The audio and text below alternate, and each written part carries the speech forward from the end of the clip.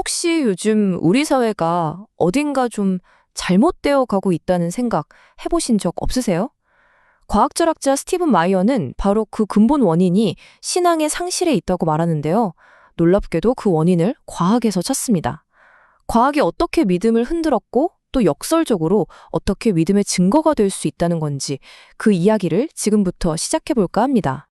마이어는 20세기 최고의 지성 중 한 명이자 소련의 폭압에 맞섰던 알렉산드르 솔제니친의 말로 이야기를 시작합니다.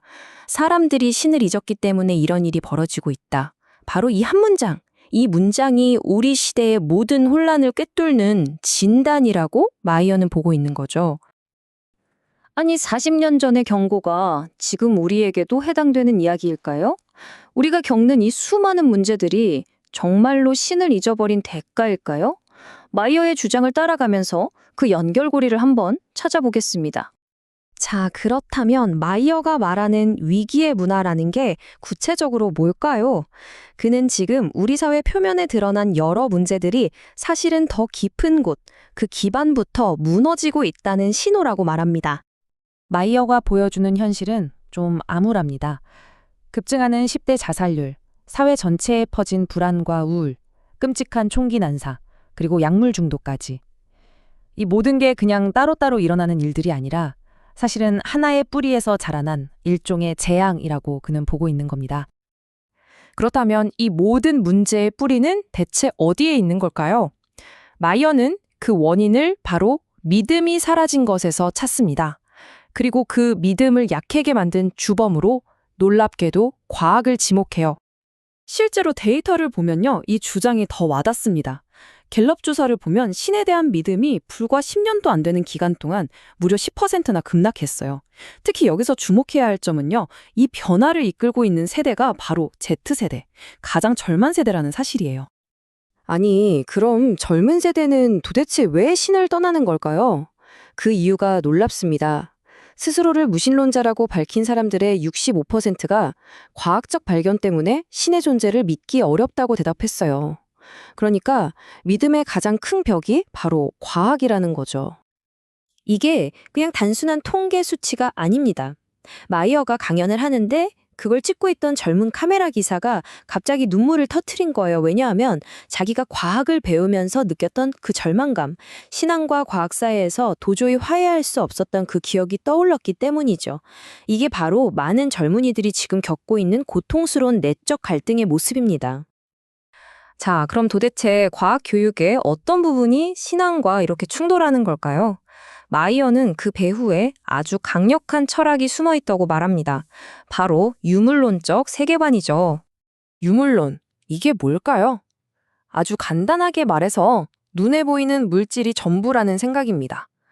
우주는 그냥 물질과 에너지로만 이루어져 있고 그 너머의 신이나 영혼, 어떤 설계자 같은 건 아예 존재하지 않는다는 아주 차갑고 건조한 세계관이죠. 마이어는 유물론을 이런 그림으로 아주 쉽게 설명해요. 보세요. 우주는 외부와 꽉 닫힌 상자 같은 겁니다. 그리고 그 안에서는 오직 자연 법칙이라는 진자만이 모든 걸 움직이죠. 신이 끼어들 틈이요? 전혀 없습니다. 외부의 힘은 철저하게 차단되는 거예요. 마이어는 이 유물론적 세계관이 결국 아주 파괴적인 결론으로 이어진다고 경고합니다.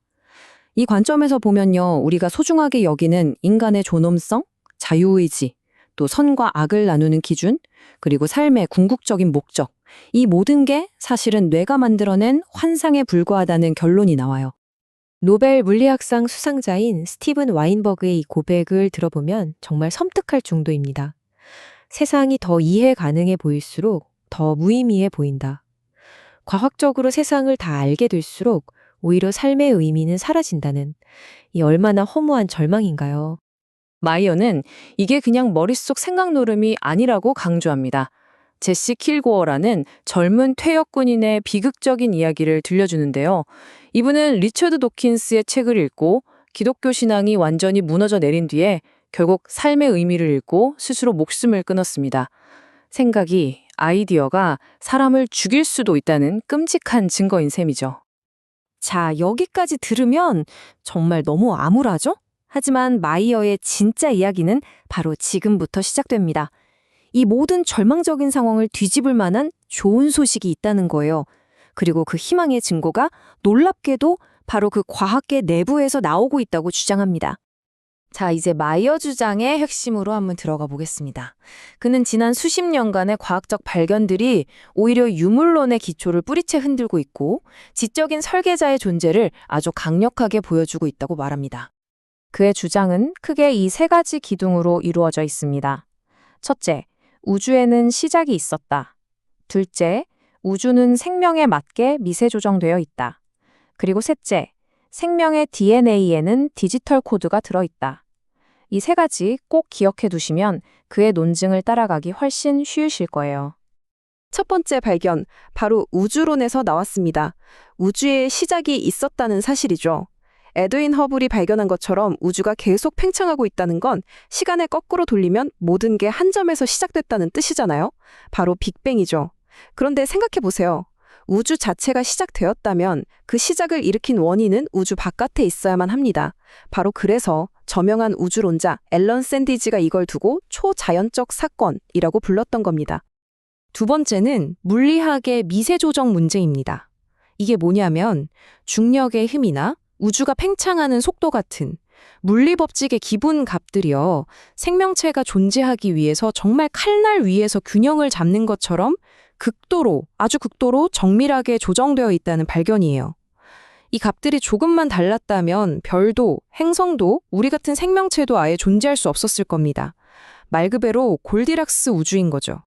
원래 무신론자였던 아주 저명한 천체 물리학자 프레드 호일경이 이 증거 앞에서 이런 말을 남겼습니다. 상식적으로 데이터를 해석해보면 어떤 초월적인 지성이 물리학에 손을 댄 것 같다. 과학 데이터 자체가 어떤 지성의 흔적을 가리키고 있다는 고백이죠.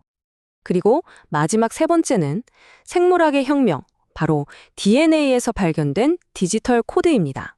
생명의 핵심이 물질 그 자체가 아니라 그 안에 담긴 정보였다는 거죠. DNA는 마치 컴퓨터 소프트웨어처럼 정교한 디지털 명령어로 가득 차 있었던 겁니다. 근데 여러분, 우리의 모든 경험에 비춰 볼 때 정보나 코드는 그냥 저절로 생기나요? 아니죠. 언제나 지적인 존재, 즉 프로그래머로부터 나옵니다. 빌 게이츠의 이 비유는 정말 기가 막힙니다. 우리 시대 기술의 아이콘이잖아요. 그런 사람이 유전 정보를 소프트웨어에 비유하니까 이게 얼마나 복잡한지 확 와닿죠?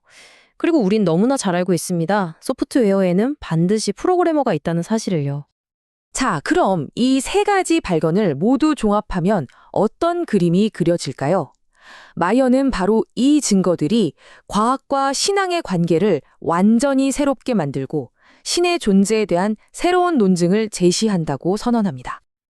결국 마이어의 주장은 이 도발적인 질문 하나로 모아집니다.